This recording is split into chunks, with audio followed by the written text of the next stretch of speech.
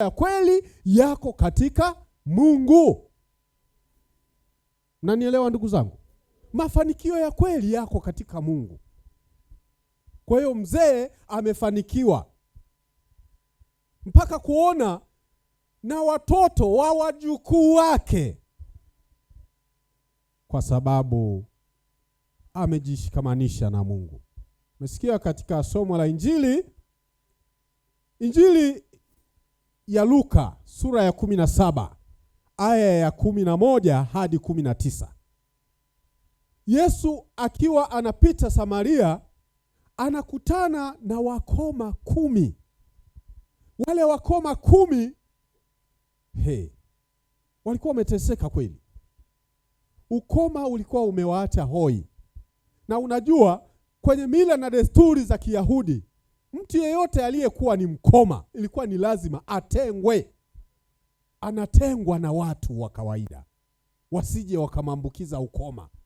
Kwa sababu Wayahudi waliamini kwamba mtu yeyote aliyezaliwa na ugonjwa wowote au ulemavu wowote, huyo au alitenda dhambi yeye au wazazi wake walimzaa katika hali ya dhambi.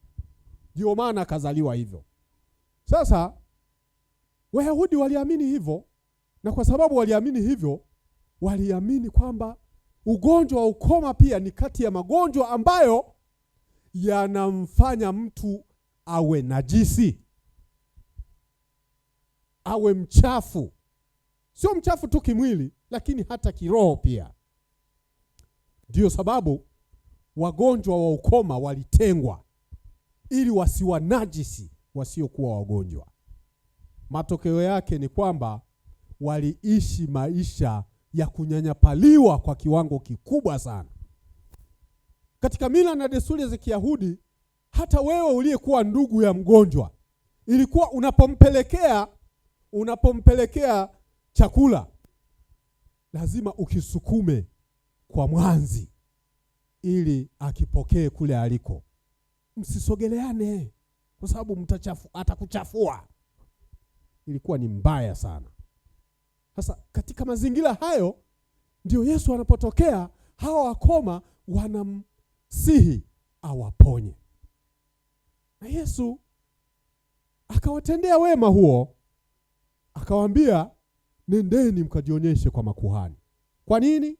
Kwa sababu katika mila na desturi zao wakati huo, ni kuhani ndiye aliyekuwa anatangaza kwamba huyu ni mgonjwa wa ukoma na atengwe, na huyu ni mgonjwa alikuwa mgonjwa wa ukoma na amepona, sasa arudi katika jamii.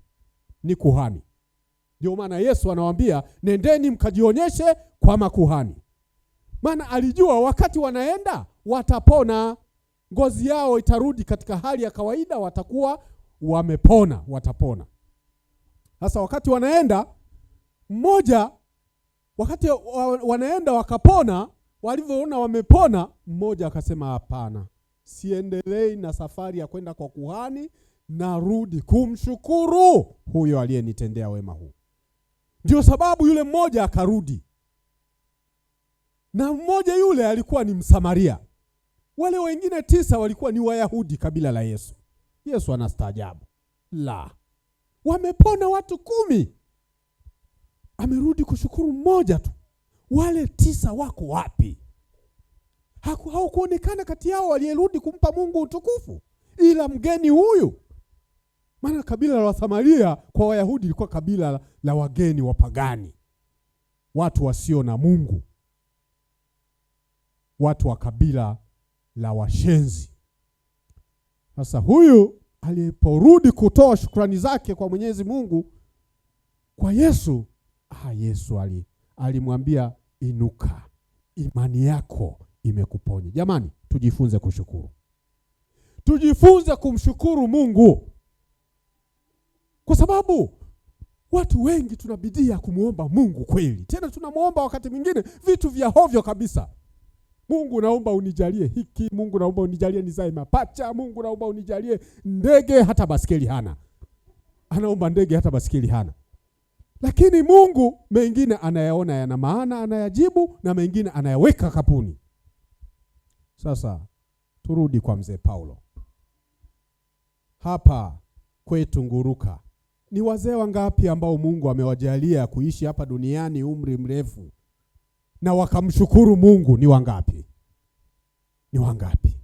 Wachache. Wachache. Walau kanisani kwetu mimi nimeshuhudia, labda sijui niseme huyu ni mzee wangapi, hata hawafiki 5 ambao wametolea misa ya kumshukuru Mungu kwa kutimiza umri mkubwa duniani. Wachache sana. Wachache. Wengi wanaenda kujipongeza kwa mambo ya kidunia tu.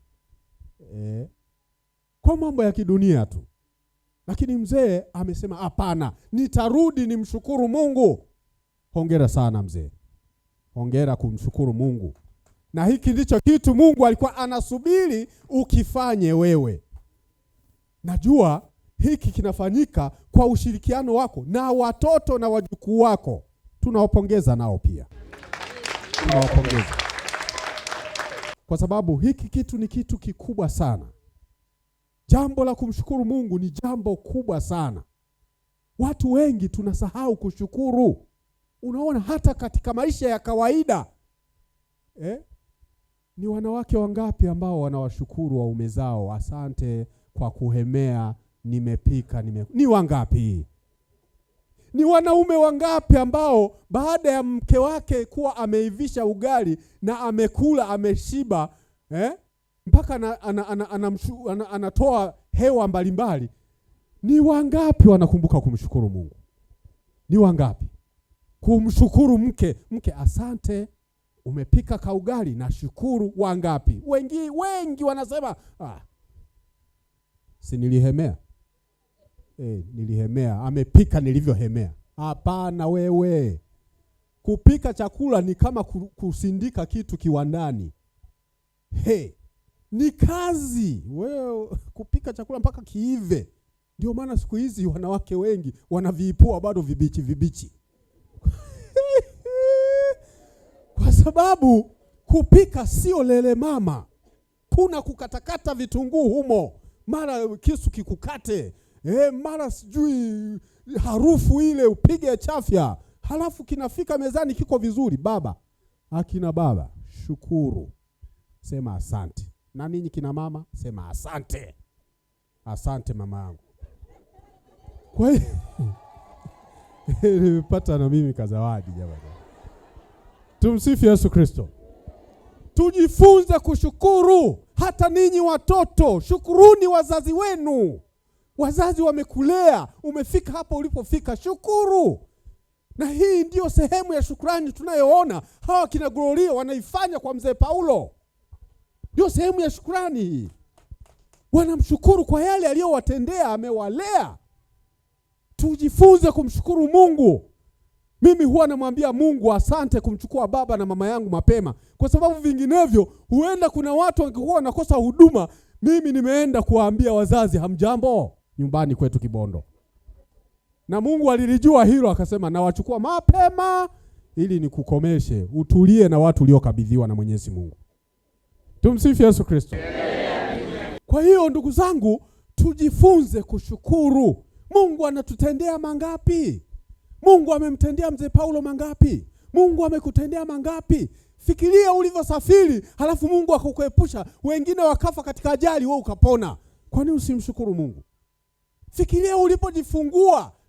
Kuna mmoja mpaka alikuja, ameenda hospitali, anakuta mimba imekaa ndivyo sivyo. Kliniki amepima pale, wakamwambia imekaa vibaya.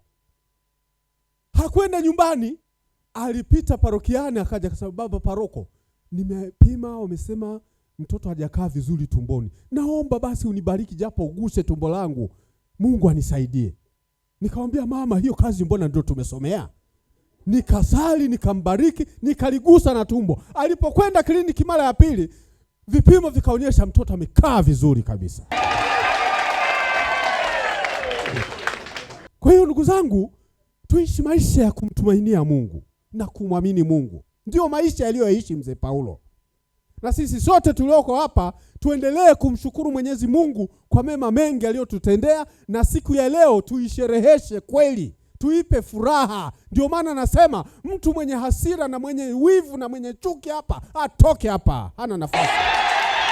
Hana nafasi. Leo ni siku ya kuchekelea na kufurahia na kumshangilia Mungu kwa ajili ya mzee Paulo. Tumsifu Yesu Kristo.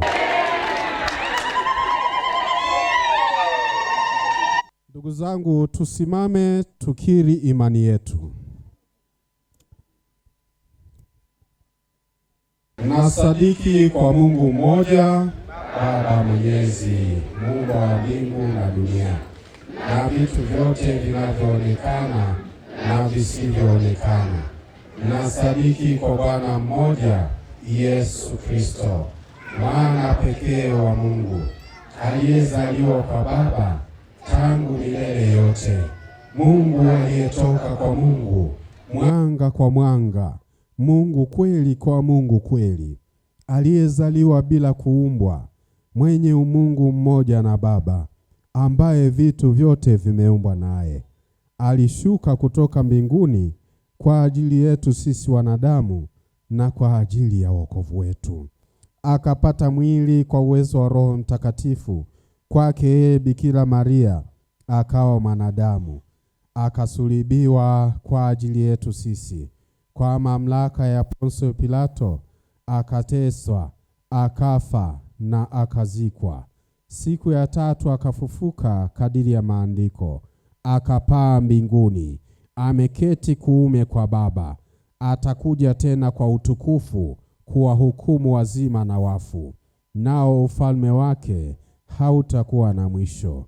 Nasadiki kwa Roho Mtakatifu, Bwana anamleta uzima, atokaye kwa Baba na Mwana, anayeabudiwa na kutukuzwa pamoja na Baba na Mwana, aliyenena kwa vinywa vya manabii. Nasadiki kwa kanisa moja takatifu Katoliki la mitume, naungama ubatizo mmoja kwa maondoleo ya dhambi, na ngojea na ufufuko wa wafu na uzima wa milele ijayo. Amina. Ndugu zangu, tumuombe Mungu Baba Mwenyezi asikilize kwa wema sala zetu kwa ujumbe wa Yesu Kristo Bwana wetu. Tunakushukuru kwa kuwa umetuumba, Bwana. Tunakushukuru kwa kutujalia afya na nguvu ya kufanya kazi, Bwana. Tunakushukuru kwa ajili ya miaka ya kuishi duniani mzee wetu Paulo Nkerego, Bwana. Tunakushukuru kwa kuwa unatupa nafasi ya kukutumikia siku zote, Bwana. Tunakushukuru kwa kuwa umetuandalia makao ya mbinguni tukiishi vema hapa duniani, Bwana. Tunakushukuru kwa yote unayotujalia kuyafanya yaliyo mema ya kukupendeza, Bwana. Tunaomba hayo yote kwa njia ya Kristo Bwana wetu. Karibuni kwa matoleo.